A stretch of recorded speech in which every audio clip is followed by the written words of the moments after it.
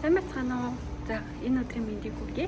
Өнөөдөр 5 сарын 27-ны өдөр 50 улсад нэг иймэрхүү байна.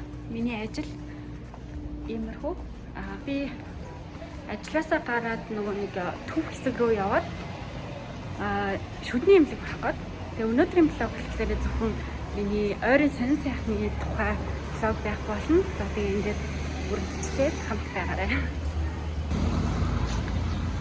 За алхаж явангаа энэ хавирхаа жоохон харуулчих гэж бодоод манай ажлын хажууд тийм айгүй том манайхаар бол нөгөө төв гандан гэж байдаг штэ. Яг тэрэн шиг гандан байдаг гэхгүй юу?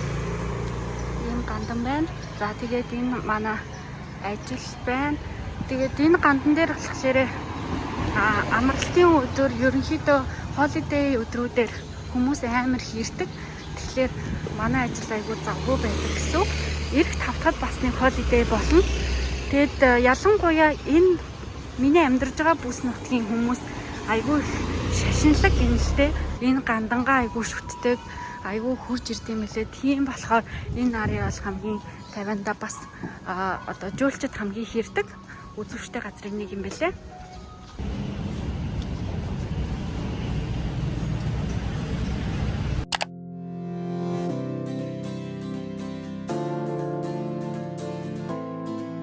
Энэ амар хөөрхөн амтны дэлгүүрээс чинь энэ нохоо хартаа. Чу.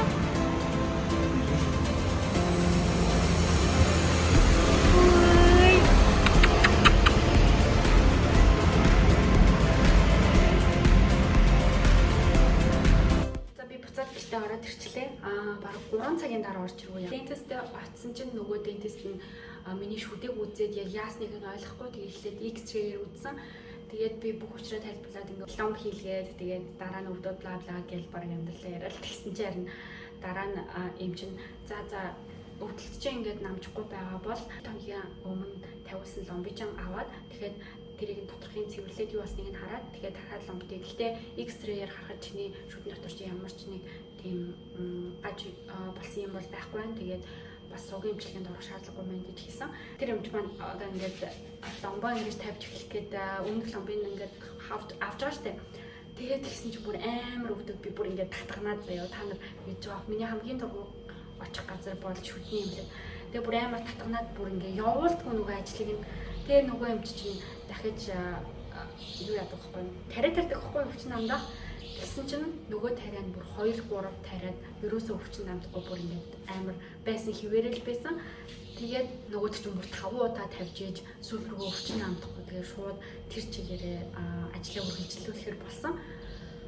Ёо тэр бол бүр амараас бараг цаг гарын тэн дээр ноцолцсны эцэст нэг юм гайгүй ломбоо тавиад тэгтээ маргааш ирж дахиж чиглүүлэх болохгүй бол ломбоо солиод ч юм уу тийм шиг бэлээ. Тэгээд юм чинь болохоор пенкиллер өгөөд тэгээд энэ ломб бол маргааш хэрвээ шалгаад зүгээр ер нь өвдөлт багтаа байх юм бол 2 сарын дараа бүр заавал солих шаардлагатай ломб шүү гэж хэлсэн. Яг үүндээ яг миний шүд яагаад гааг би байтгаа тэр юм чи ер нь ойлгоогүй. Тэгээд гараад нөгөө гэрлэг барихаас өмнө хүнс авъя гэж бодоод нэг хүнсний дэлгүүр татсаахгүй. Тэгээд хүнснүүд авчаад юу авсан нэг халт харуулчих гэж бодож байна. За тэгээд хамгийн ихтэй ийм ломс гом авсан. Энэ гом нь эрүүштэй нөгөө Монгол дадаг гомтой адилхан жижигтэй. Өөр гомуудыг нь би угаасаа идэж чаддгүй. За дараа нь болохоор pineapple авсан. Энэ нь Монгол мөнгөөр 4000 гаруй төгрөг юм уу. Тэгээд хаяа угаасаа жимс мэр санагдаж шүү дээ. Миний хамгийн ихтэй 2 жимс бол strawberry and mango. Тэгээд энэ хоёр болохоор strawberry нь бүр амар ховорхон үзэгддэг. Тэгээд амар үнэтэй байдаг. Тэгээд mango нь болохоор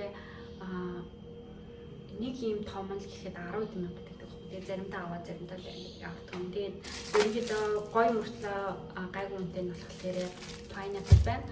Тэгээд өглөөний цайн дээр энийг яг урд нь идчихлээсэн гэхдээ дахиад нэг идэж бодоод гэхдээ нэг тутаа бишгэлээд жижигэн авсан.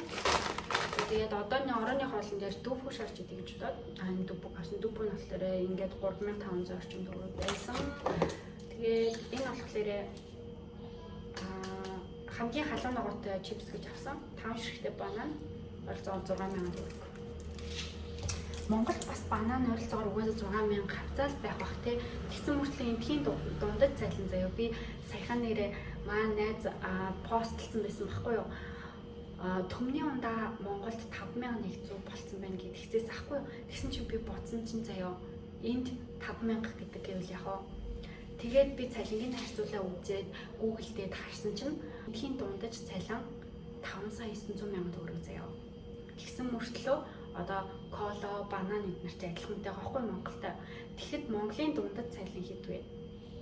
Эндхийн доод түвшний цалин нь болохоор 2,600,000 хавцаа байхгүй юу? Тэгмэд Монголынх нэг 400,000 бах тий. За Монголын талаар дээр стрессдэг ч яах вэ? Тэгээд энэ удаагийн бичлэгээ болохоор би энд хүргээд дуусгая гэж бодоогүй. Яагаад гэвэл би маргааш өнгөрөөд нөгөөдөр маань найзууд маань ирэх байхгүй юу? Тэгээд тэд нартайгаа хамтдаа Жанфусон гээд би карт зэсэлт толбочи. Өмнө нь би нэг хүүхдийн парк дээр очижсэн шүү дээ, ойрхон байдаг. Тэнд дахиад очино. Тэр үед жоохон хүүтэн тэгээд бороотой байсан болохоор яг хөө тэгээд дээрээс нь жоохон орой очсон байсан болохоор тоглоомууд дээр ганц тоглоод өнгөрсөн. Энэ удаа гоё жоохон эрт очиод гоё хаван бай гэж бодож जैन. Тэгээ бас өмнөх найзуудаас маань өөр хүмүүс ирэх гэж байгаа болохоор тэнд гарч байгаа реакшн нэг газар мөрчлөө арай нэг өөр зүйл ингээд харагдах байх гэж бодоод энэ бичлэгийнхаа араас бас би оруулъя гэж бодсон. За тэгээд бичлэгтэй минь үргэлжлүүлээд хамт байгаарай. Энэ хүртэл үзсэнд та нартай баярлалаа. Хэрвээ намайг дэмждэг бол subscribe дараарай. Бас миний channel руу ороод та болсон явдлын бичлэгүүд сонсох дуртай бол би 5 цуврал болсон явдлын бичлэг хийсэн байгаа. Тэднийг ихнээс нь ахгуулад сонсоорой гэж санал болгомоор байна. За тэгээд бичлэгтэй минь үргэлжлүүлээд хамт байгаарай. Хай. Сүүл бичлэг хийснээс 2 хоногийн дараа бичлэгээ үргэлжлүүлж байна. Би Жанфусон гэдэг хүүхдийн парк дээр ирсэн. Сууж байна. Өчигдөр орой энд нэлээд бороотой гэдэг хэлжсэн байхгүй юу?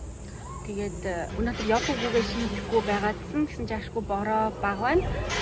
Тэгээд би нөгөө сая нэг We Are гэдэг нөгөө 3D юм үзсэн чинь дотор мохоо оргоод тэгээд манай одоо тэнд сууж би та нарт харуулъя.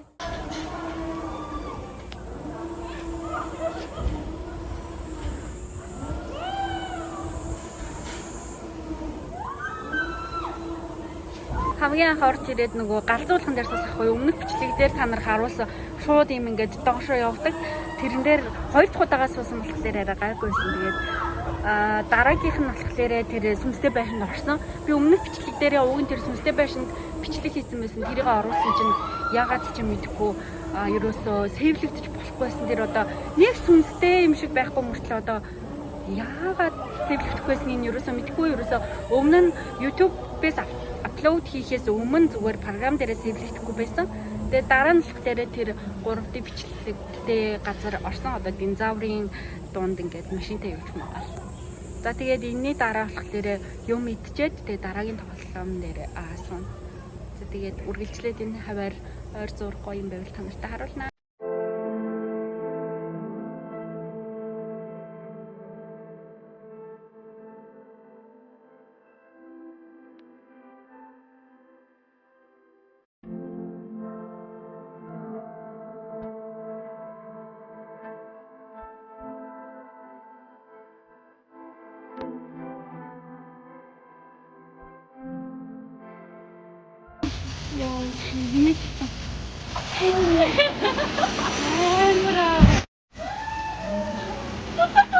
Яна. Ой, 저럴 거로 부리니까 너무 뭐가 문제지? 어제 팀이에요. 왜 그것도 비오? 이는 어디서 그가 알고 맞죠? 알고 있어. 대련매를.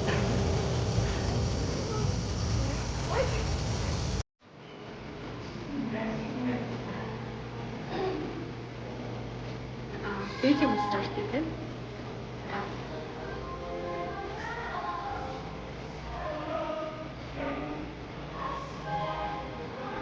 더워. 다시.